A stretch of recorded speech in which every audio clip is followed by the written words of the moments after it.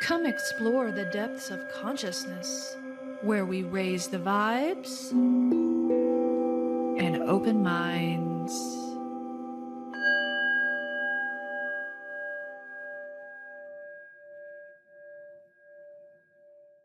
Y'all, we try to do our best recording these episodes, but sometimes the audio or visual just don't come out right on the final files. Tech is stupid sometimes, am I right? Please forgive our audio in this episode. We always test. But sometimes the real thing still doesn't work out. On a lighter note, some tech is awesome, like this AI voiceover you are listening to right now. Maybe I should be in charge of Alison and Emily's editing. It would probably be way better. Welcome to the Grounded Galactic podcast. I'm doing the intro today because Allison said she always does the intro. Yeah, I said that because I want to say the intro. Okay. Well, it's my turn to do the intro. I'm Emily. I'm Allison. Welcome to our podcast. And today we're going to talk about some, let's just call it a current events type issue. And we really haven't done a lot of that. But I think what we're wanting to focus on is just the current state of affairs in terms of our political landscape. There's a lot of division, there's a lot of strife, and it just seems like over time in our lifetimes that it just continues to get worse. That Republican and Democrat, blue, red, the two major parties in our country continue to become more and more divided. The extremes are becoming more of the norm in these parties. And, I don't think we can just say, the Republicans or just the Democrats are so extreme. I think there are extremes on both sides. How can we move society forward? How can we enlighten each other and ourselves? And what do we have to do to make that happen and bring people back together? What do you think? It's hard to do it online. People I don't think, need to attempt to have these types of conversations online because people act very differently behind a keyboard. We've talked about that, very differently behind a keyboard than in person. So we've kind of been conditioned as a society to not know how to have in-person conversations with people, and that it's uncomfortable and something to be feared. And so I think we just need to start being comfortable with just talking to people, but also you got to remember to get along. Like it's okay for it's okay for people to have opinions that are No, it's not. that are different from yours. You a liar. Even if it's in your mind, it's an extreme opinion or something that is so far against your belief system and your moral values that you are pegging that person as evil. And that's what is causing this division. And they want us to stay divided. Hello, that's the point. I want people to keep fighting and be distracted so that we don't make anything better and that we can't get along. Therefore, we can't come together and create something better for everyone. And I think the powers that be play on that sort of moral values and try to pit these moral values against these moral values. And so we have people thinking that I'm right because this is morally correct. So I'm going to be on this side of the political spectrum and you're wrong, because you're pro-choice or you're pro-life, like whatever it is. What we need to realize is that all of us have some type of moral values. Everyone has these moral values of loving their neighbor and giving back to the community and helping someone in need, but man, that sure does play out really differently when you bring politics into the mix. Right, because all of a sudden, only certain people deserve those things. Right. And certain people don't. I saw a post the other day that it totally sickened me, and I wanted to say something on it so bad, but I just decided it doesn't matter. That's not the type of person that's going to receive anything anyone says. But it was on one of our local town pages, and he posted a link to, I think, the ICE form for reporting people. I guess there's you can just report people randomly that you think aren't supposed to be here. And he was just putting that as a reminder on our local town page, like, hey guys, if you see anybody walking around town, here's the form. If you think they don't deserve to be here.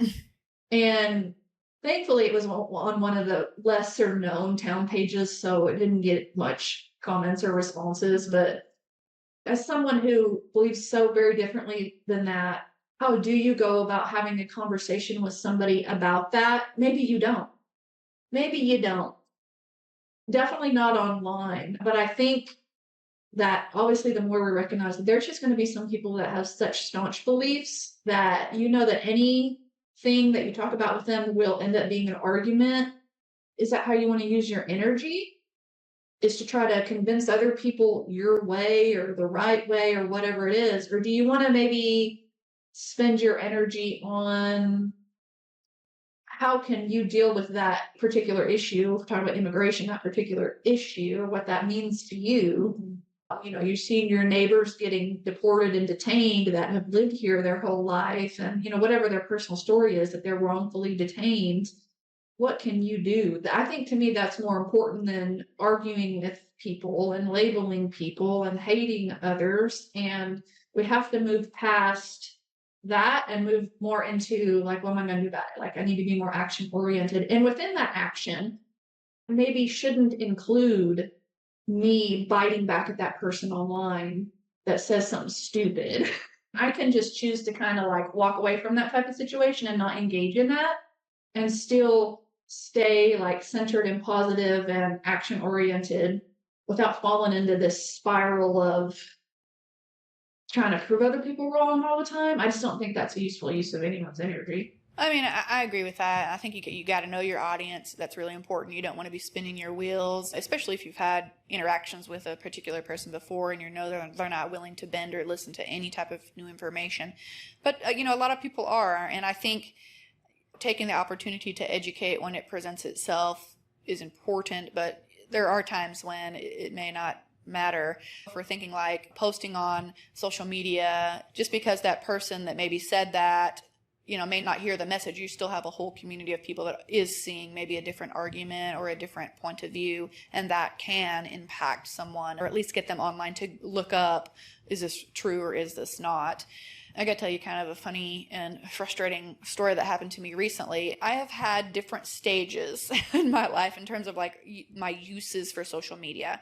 And when I first got on Facebook, I was very much into politics and advocacy. And I had like anger and frustration at the time because I was doing community advocacy, environmental work at that time.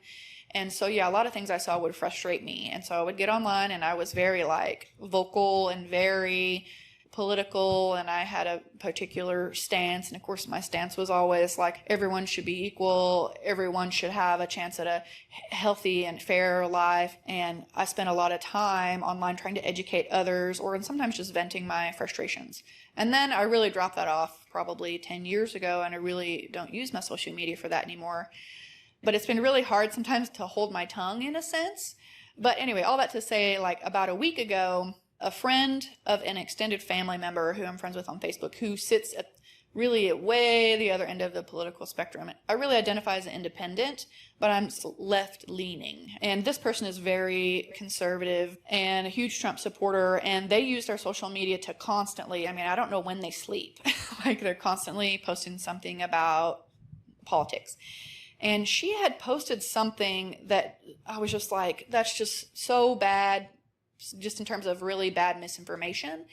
And I'm just thinking, if people in her life is seeing this and they're believing it, this is just a really harmful information. It was about an immigration issue. And she was talking about how there's 100 million people in the U.S. that are undocumented, and we need to figure that out because they're draining society. And I'm thinking, where are you getting your numbers? 100 million, that would be like 1 in 4 people in the U.S.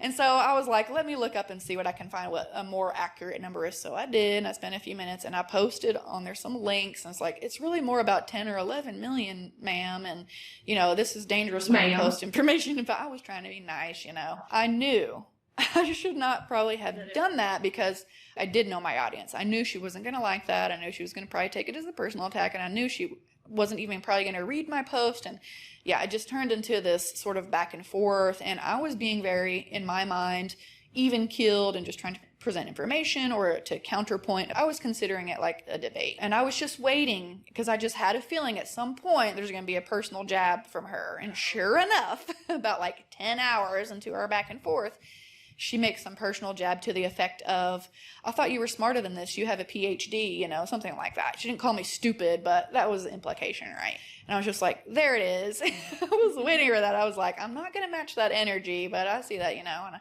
I just thought we were having a conversation, and I must have offended her. She took in me saying, no, this is the correct information, as a personal jab against her. So that it's you were really, telling her she was wrong. So she took it as me telling her, right, certainly. All that to say, it's easy to get sucked into that, and it really wasn't productive. And by the end of it, our family member who is friends with her jumped in and was defending her and being kind of mean to me, and other people were joining in against me, and I was just like, okay, at this point I'm just going to stop. Obviously this is unproductive.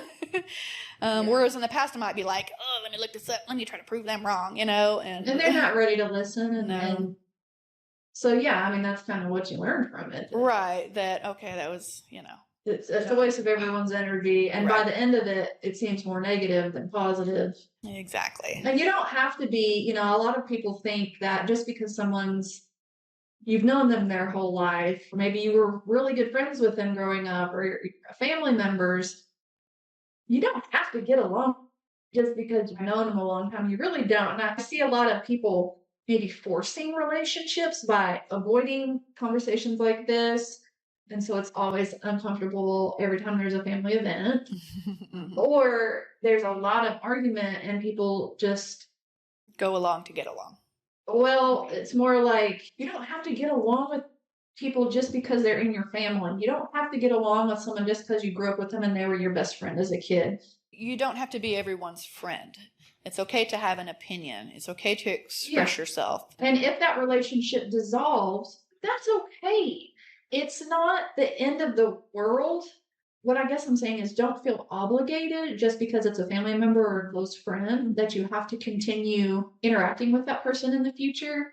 If, for at least at that moment, it's just not right for you and it doesn't feel good for you. Because it probably don't feel good for them either. Yeah, I think that's a good point to make. And regardless of whether it's a family member or not, or a stranger or not, it's really important, regardless of a person's stance, to respect that they have their stance. Yeah. And it's just as valid as yours. It may not be as informed as yours, and maybe more informed as yours. I think for people like us who are trying to actively make the world a better place and set some intentional time aside to do that in the midst of all the sort of rat race craziness of life that we all live, it's really important to remember to be intentional about who's in your circle and including others, or at least having some type of social experiences with others that are different from you. And that just helps humanize your politics. Just because we have different political beliefs doesn't mean we can't still see each other as dignified human beings that deserve our respect and attention when we're talking and trying to explain our perspectives. One of the things that I've noticed now that we are almost a year now into the new presidency, during the election cycle, you have one brand of chaos. And then after we knew who won, there's another brand of chaos. And now we've seen a lot of dumb crap that's happened. And that can be said from both sides. A MAGA person and a non-MAGA person can be like, dumb crap over here, dumb crap over there. So whatever you want to define as dumb crap, everyone can agree there's a bunch of dumb crap. Okay. So now we're at the point where time has passed and we've seen laws change. We've seen things that are happening. People are being affected now. It's like every single person that participates in American politics and cares anything about it is just waiting for whatever their phase is to be so angry and to say, I told you so to the other side. People are just still saying the same thing about being angry about who is in office. And it feels like we wasted a whole bunch of time, and we're still wasting a whole bunch of time not doing anything. And that's what the powers of be want us to do, right? They want us to be angry with each other. They want to sow division. And so where we're busy being mad at our neighbor who might support Trump or not support Trump, instead of being mad at the billionaires that control our world and both parties. That's my opinion.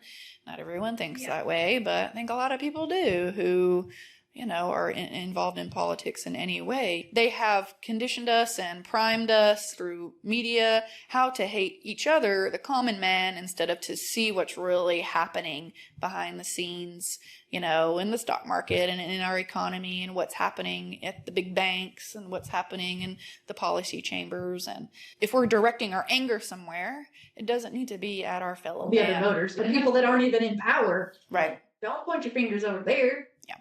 I saw a really good clip the other day that came across my Facebook feed, and it was a lady who was explaining sort of why people are voting against their interests. And she was taking the stance that people who support Trump, who the current administration, and why, in particular, white people, low-income white people, might be voting against their own interests. Like they might have their Medicaid stripped from them. We're seeing that potentially happening.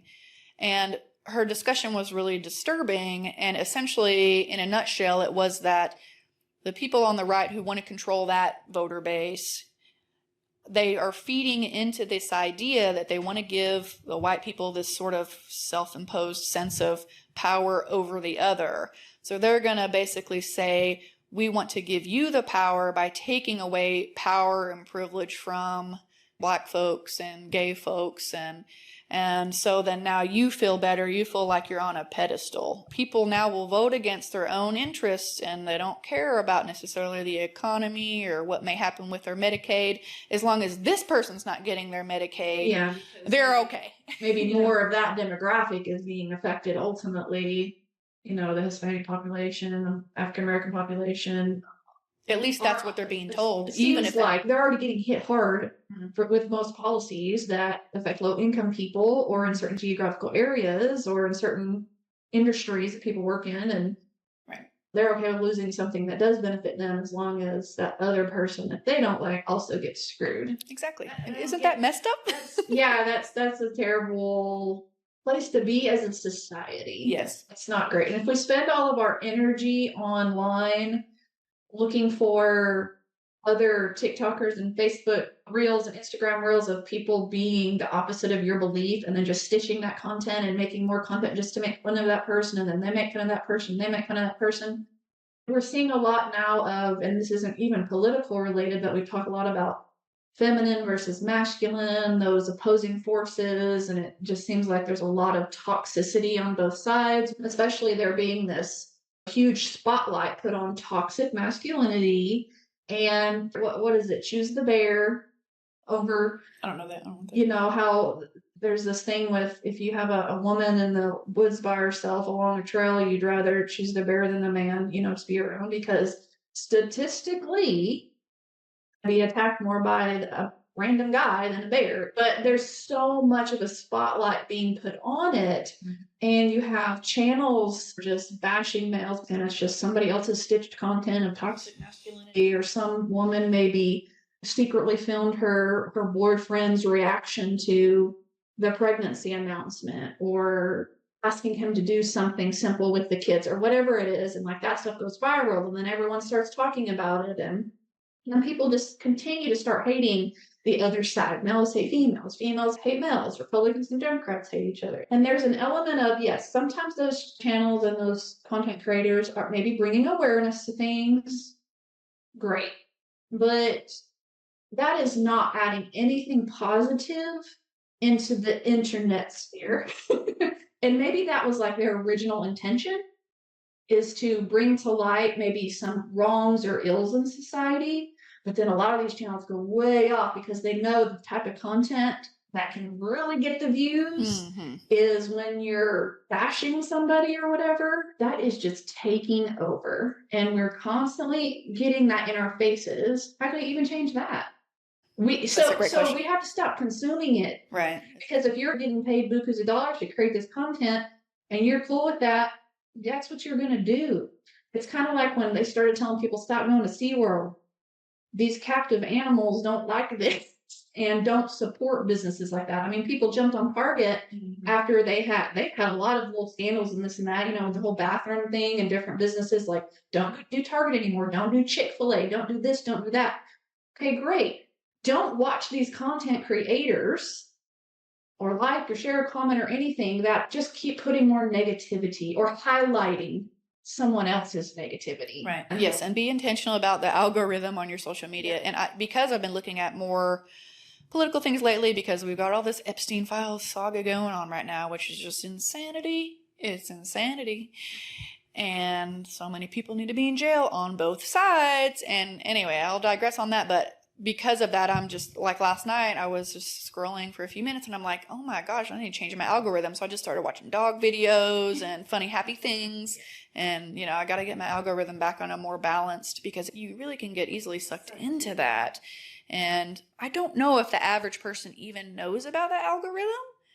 I don't know. If you do know about it and you can be intentional about what you're consuming on your social media, that's really important, not just to keep from sowing division and supporting people who might be continuing to put out negative focused things, but for what you're feeding your mind and your spirit. It's really important to keep that clean and positive.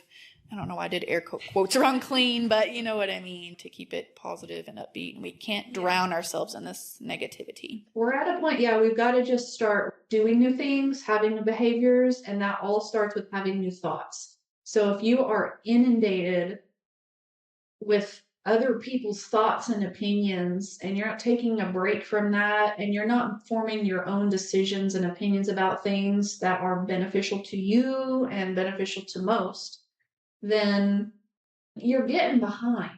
And I hate even to say that, people are getting behind because everyone's timeline is different, but things are either getting ready to blow up or we're ushering in a new society. Like pick a lane kind of thing. And the sooner you pick something that might be a little bit more beneficial for you and everybody, it's going to be a little easier. You're going to notice this other stuff less. It's going to affect you less. And you can let those people play out that reality and you don't have to be a part of it. I will say, though, there's a difference between being political and being, civically active, and how that is extremely important no matter what side you're on. We see injustices happening all the time coming down from different forms of leadership.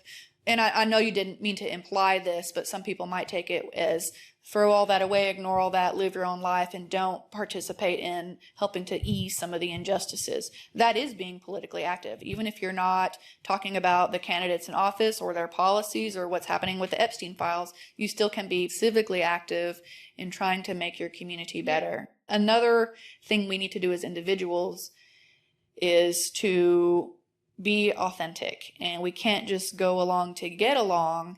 We have to voice our opinion. And there's a great quote from a leadership book called Leadership from the Inside Out. Kevin Cashman is his book, and I love this leadership book. And he talks about authenticity and what that means. And he says something to the effect of, authenticity dies on the altar of niceness. Being nice is not going to mean that you're being authentic. And being your authentic self is the way we really have to sort of lead society into this new place that we want to go. And authenticity comes with sharing your opinion, being candid, being honest, not just being nice. And that's going to create some argument and debate in society when you're being authentic in your perspective. But we have to do that. We can't just hide and be nice. When we see something bad happening, for example, we have to be like, oh, I didn't like that. That seemed unfair. Let's talk about that. Why is this happening? We've got to ask questions. We can't just go along to get along. Be blissfully ignorant. Right.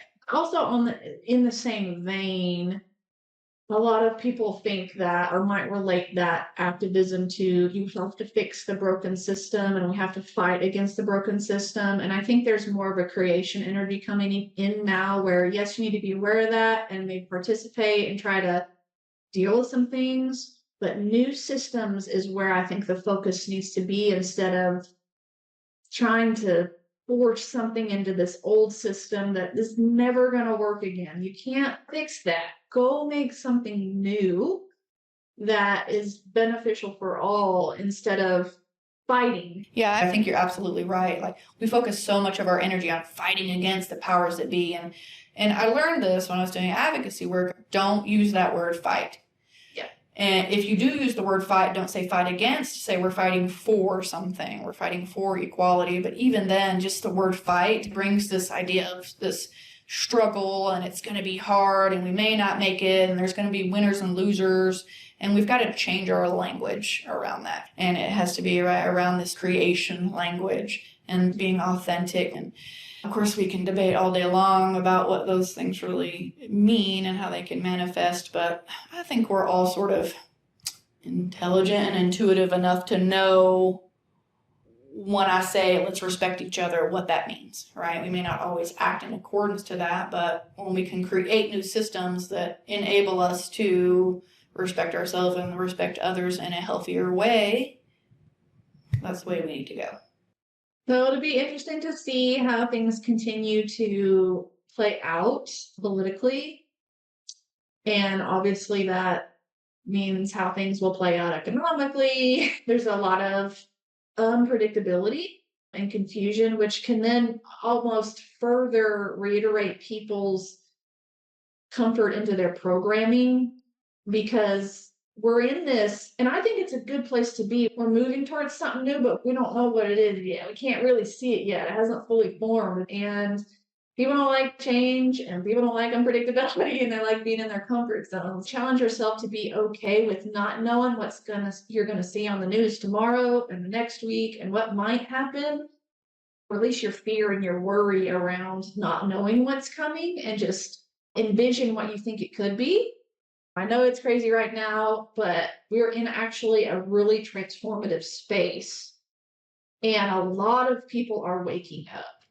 We're being forced to see what's behind the veil. We've probably mentioned the film Idiocracy before, but it just seems like we're living in that time where we've just got this really ugly beast machine at the top that's just overlording and trying to control our every move and our every dollar that we spend. And no one likes that in the general population. And they're pitting us against each other in terms of what's the right way to combat that or to live with that or what policies to support or whatever. You are right. We are in such a transformative time, and it is a good thing, even though there's a lot of really awful things happening to a lot of people. And continued oppression, people getting deported who've been here their whole life, who are citizens, people getting put in basically what's concentration camps. But we have to see this as an opportunity to transform into vision, into something new. And this, unfortunately, this awfulness is facilitating, hopefully, what will be positive change. Waking people up, taking their blinders off, then that's when that action can happen. Right. If you're not aware of it, why would you ever want to change anything? Why would you ever think you even need to change anything?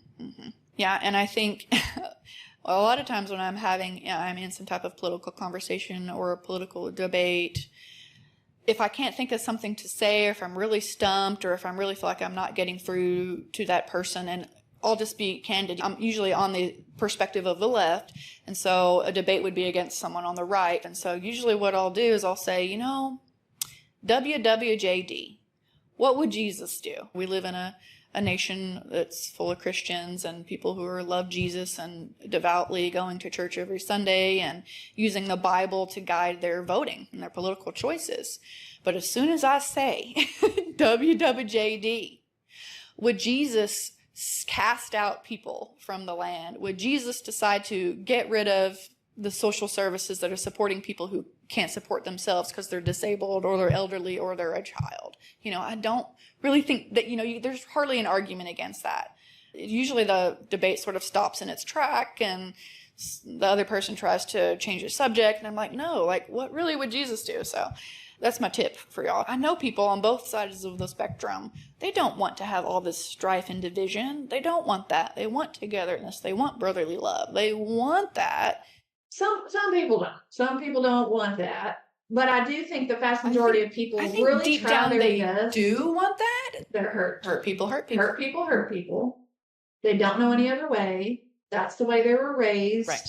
Sure. They have not gone beyond a certain type of thinking maybe their whole life. And so for them to make that jump to be like, put yourself in someone else's shoes, to understand what real compassion is, to understand WWJD or Christ consciousness, if you want to think of it that way.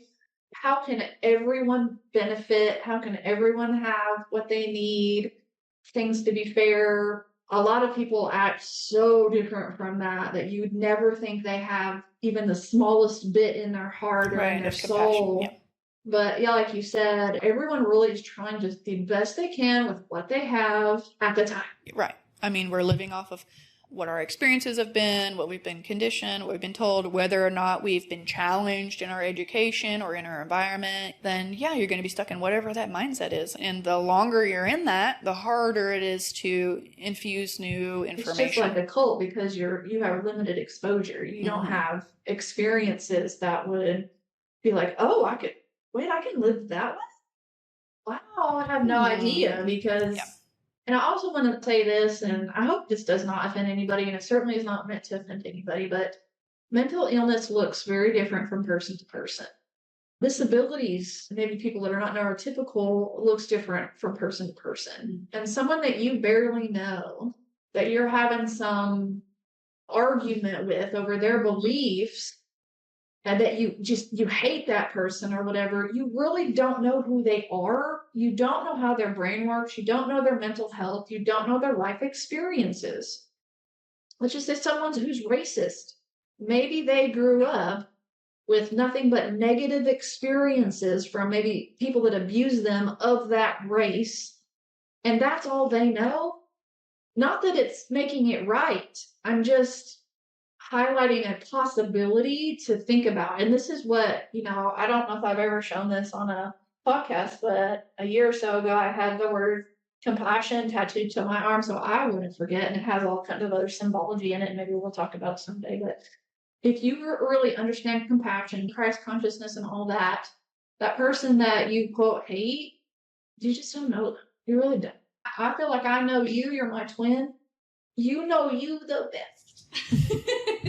I don't. I think I've made this statement before to more than one person. And it was the last time President Trump was in office in his first term. And a lot of people in my sort of inner circle were saying things like, oh, it's just he's so awful and it's bad, bad, bad. And not that I necessarily disagreed with that, but I, won't play devil's advocate. I want to see the person for who they are as best I can. And we don't know Donald Trump. We just see what we see on TV. And a person like Donald Trump who, is motivated by power and money and fame and recognition, and it seems like those are his motivations. I'm making assumptions here, but he's just a person. He's a human being, and he's had, I'm sure, horrible life experiences. Certainly not to excuse anything he's done, but I'm saying all that to say, I used to tell people in his first term, I think he really just needs to experience what unconditional love is in his personal life.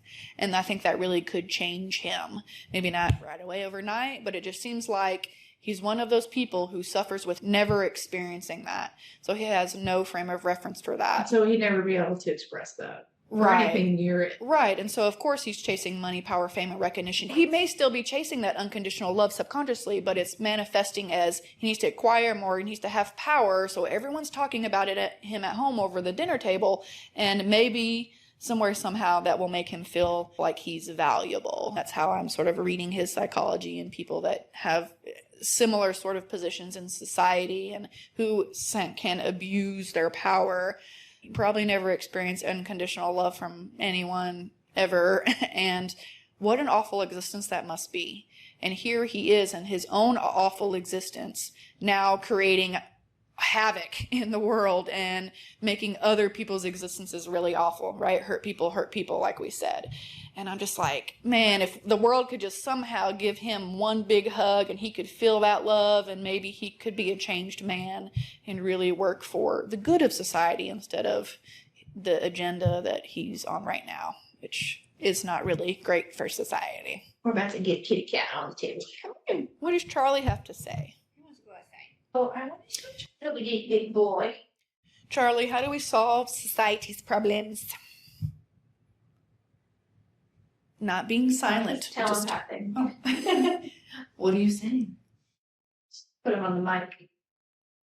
What do you think, No, Charlie? He was meowing a bunch a minute ago. Now he is meow. nothing to say. Is your camera shy? What you doing? Oh, shy. He's so pretty. He's a good boy. He's a good boy. What is he telepathically telling you? He's telling me he wants to go outside. Oh, maybe that's the answer. We all need to get out of indoors and go outside. It's really interesting because that is something we can talk about for a second.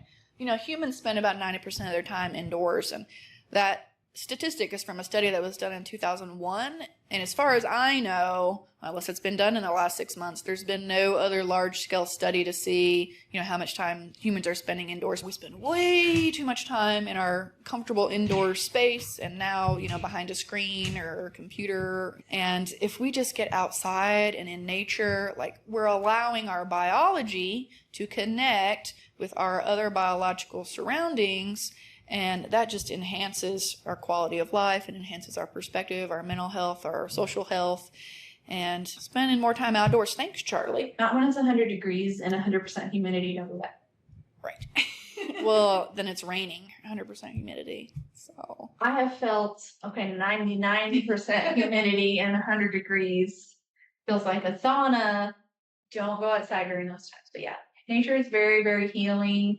Even if you can't get outside, you live in an apartment complex in a city and, going outside is just all concrete or whatever.